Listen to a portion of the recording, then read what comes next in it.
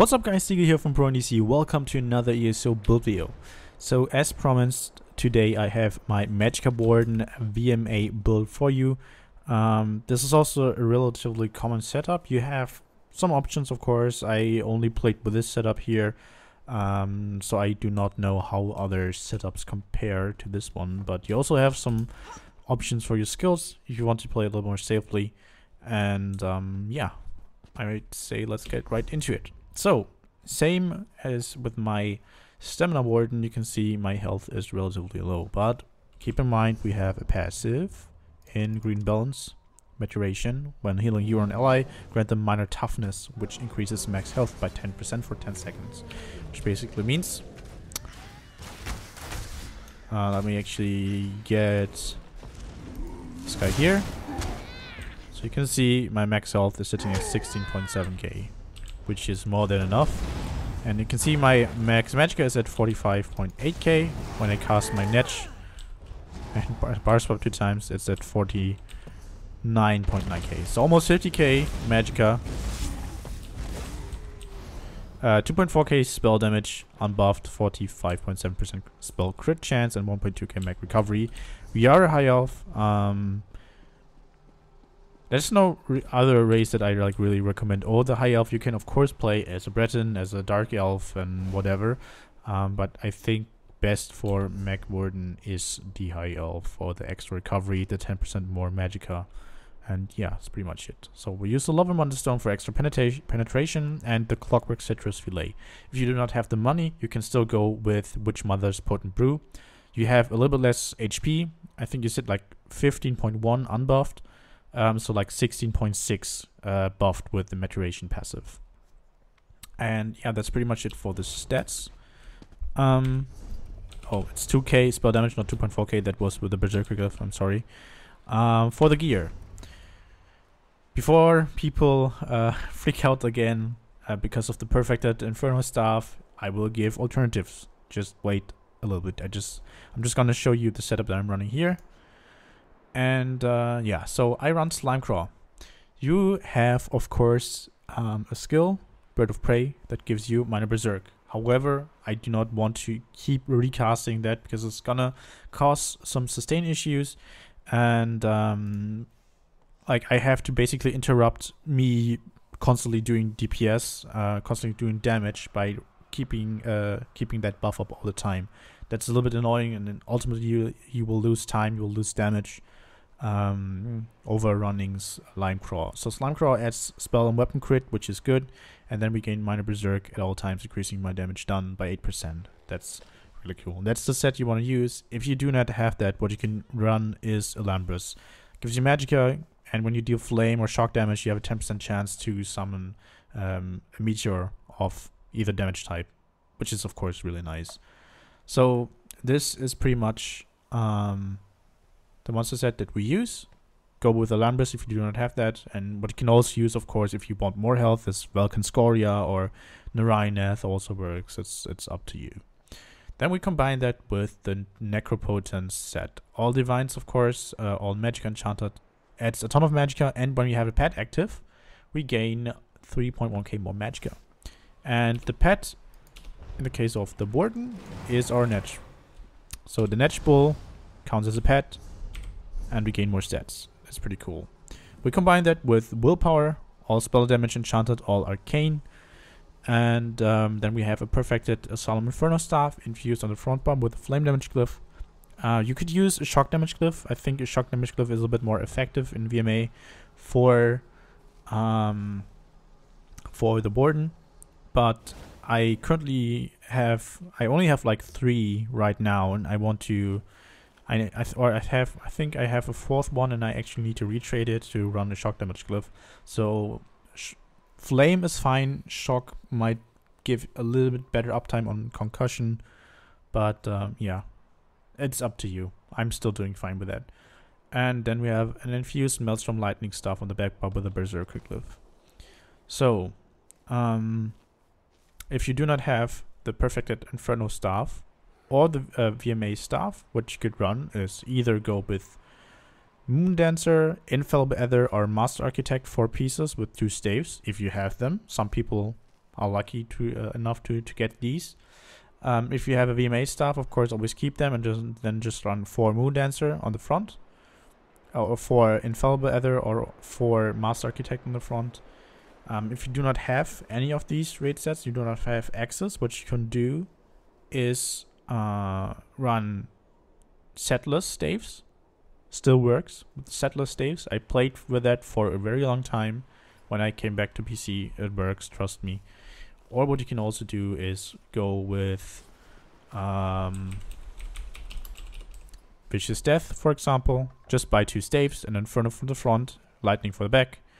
Go with Vicious Death, jewelry pieces, and you get spell damage, Magicka, and spell crit. Works really well. It's up to you. You can also, of course, if you just do not have the staves, you can just go with Necropotent staves and wear like 3 Moondancer jewelry pieces and 1 body piece, or Infel and stuff like that. That also works.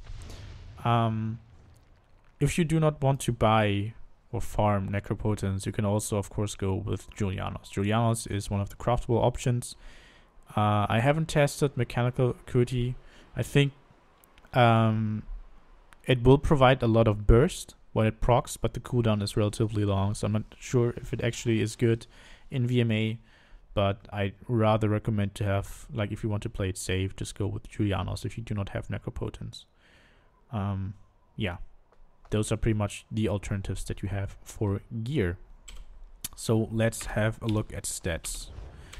So, oh no, not the stats, skills, I'm sorry. So skill-wise, we use Force Pulse, of course, to activate the Asylum Staff. Then we have Drain, but I only use Drain in certain rounds. I try to use it in round 4 if I remember it. I use it in round 7, and I also do not swap it out for round 8. These 3 bosses have 18.2k spell and physical resistance, so you actually need the extra elemental drain. So the major breach, major fracture, the major breach, I'm sorry, from elemental drain, and resource return is also pretty nice. In rounds where I do not need it, I just go with Fetcher Infection to have an extra dot. And yeah, that's pretty much the setup that I run. Then I have Deep Fissure here. I do not overcast it a lot because I want to make use of the Force Pulse most of the time because it helps with sustain. Like, trying to keep Deep Fissure up all the time will cause you some sustain issues in certain situations, so we want Destruction Expert. Restore 3.6k Magicka when you kill an enemy with the Destruction Staff ability. So try to make sure to kill enemies with your Force Pulse. So we cast like Deep Fissure when there's a lot of AoE because it hits multiple targets, and of course before the enemies spawn. And then we try to position ourselves in a way that we can hit multiple targets with Deep Fissure. Then we have the Blue Betty, of course, for the Necropotence proc and for Magicka return. Then in Light to increase max Magicka by 7%, 5% for the skill, and then 2% from the mage skills. Then we have Northern Storm. We actually do not use it, but it increases our max Magicka by 8% when it's slotted, so that's pretty cool. On the back bar, we run Thunderous Rage as a Destro ability, and the ultimate, of course. Then we have our Harness Magicka as our shield. Rearming Trap. Now, if you are, if you do not feel very safe on your Warden, and you think you need more healing, what you can run is Lotus Flower. Morph it. Someone pointed out in my Stem Warden video that after you morph it, it scales up a little bit higher. So what you want to do is run Lotus Flower, embrace the Lotus Blessing, causing light attacks to restore 1.3k, and your fully charged heavy attacks restore 4k health to your an ally for 17 seconds. So this buff lasts longer. You can also just run this skill and instead of Leeching Vines. But I really like Leeching Vines because I do not I can get healed while I get pressured. So grow vines to embrace you or the lowest health ally in front of you for 10 seconds. The vines heal the target for 2k health each time they take damage. Can occur once every 1 second, and then it applies minor lifesteal to every enemy that hits you. And if you keep attacking them, you get healed for 600 every 1 second for 10 seconds. So this is a really short buff, but you gain minor lifesteal, which is of course nice. So whenever you gain healing from getting attacked and attacking the enemy, so that's pretty cool. Just make sure to keep it up after 10 seconds and recast it all the time. Lotus Flower lasts longer, is not that much more expensive than Leeching Vines, so yeah, it's up to you which one you want to run, or even run both instead of Rearming Trap. Then we have Winter's Wrench, 12-second dot AoE, pretty cool. Reduces the movement speed of enemies, and we just like place it in the middle for enemies to walk in there, or when enemies spawn we just put it down. Same for our Blockade of Storms for our VMA staff. That's pretty much it for skills. Let's have a look at champion points. So I currently run 76 into Tenacity, 43 into Arcanist, 31 to Warlord. I still have like 1 point to Sprinter because of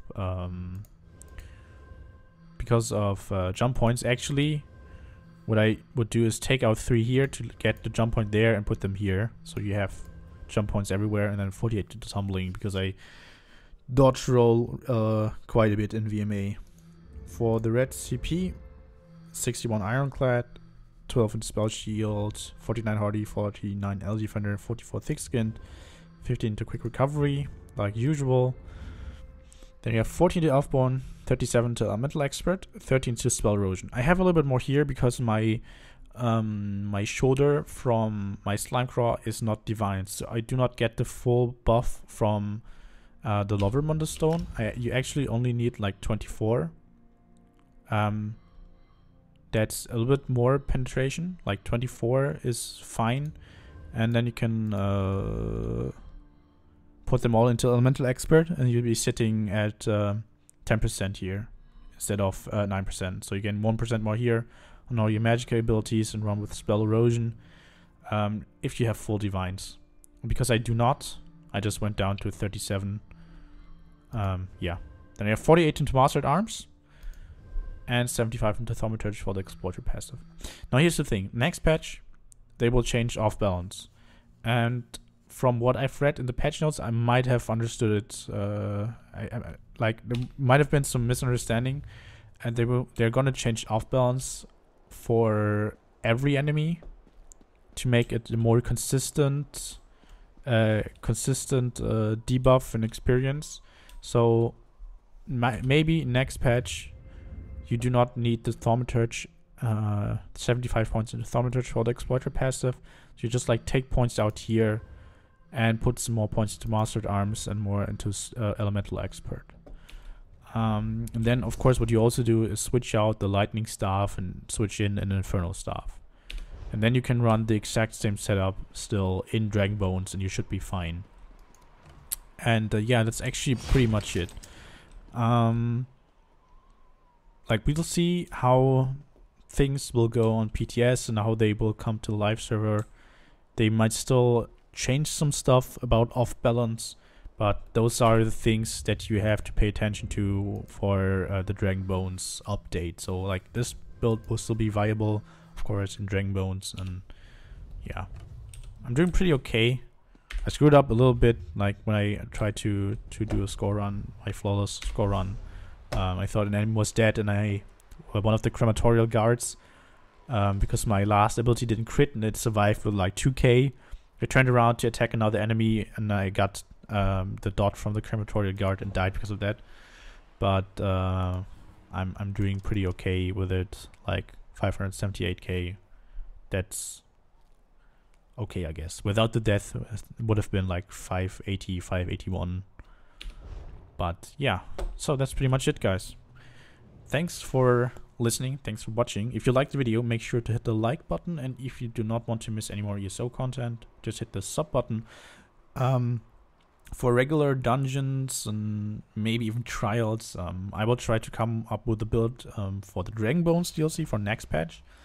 So I will still keep on testing on the PTS and try to figure out like what's the best solution if you want to run with the pet, if you want to run Master Architect and stuff like that. So yeah, anyway, thank you guys for watching. Hope you tune in next time too. Until then, bye bye.